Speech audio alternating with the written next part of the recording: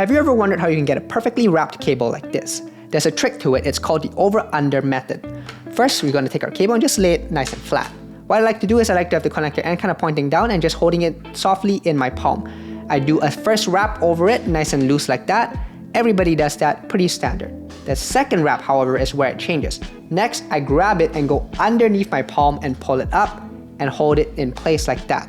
That's an under. One more time. Over, palm underneath, pull it up like this, put it through my fingers, under. And one last time, over, and you're done. Here is a perfectly wrapped cable done with the over-under method. The over-under method has another name. It's called the ROI Wrap. The reason it's called the ROI Wrap is because everybody who works in live music uses this to wrap the XLR and guitar cables. It not only keeps your cables nice and neat, but it also keeps it from damage. So how does this prevent damage to the cable? Well, if you look at this cable, you can see there's a lot of memory to it. I'm sure you've come across a cable like this where it just likes to kink in on itself and just has this natural curvature to it. What happens is that if you try to force a cable into a certain way of wrapping, it creates damage within the cable itself because it goes against the natural curvature. So instead, you want to follow the natural curvature to reduce strain on the cable, and the over-under method helps you do that. So we're going to show you one more time. Once again, we'll start with an over, nice and easy. Now, let me show you. If I go over, the cable doesn't like to do that. You can see there's a sort of tension against going over. Instead, if I go under, it falls in very nicely into place. Over. Once again, if I try to go over, there's a bit of a tension to it.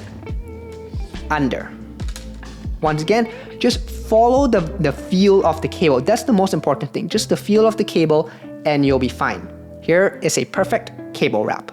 Now, just to really hammer home the point, is not about the specific over-under, but really about the cable. I'm gonna do one more without the over-under method at all, actually. And you'll actually be able to know how to do this once you get enough practice, and it'll almost come naturally to you. So, one more time. Over. And once again, if I try to go over, look at how much tension there is here. Instead of going under, what I take is I twist the cable a little bit in my hand until it falls naturally into place. So I twist, twist, twist, over. Over, take it again, I just twist it a little bit and just see how it clicks into place.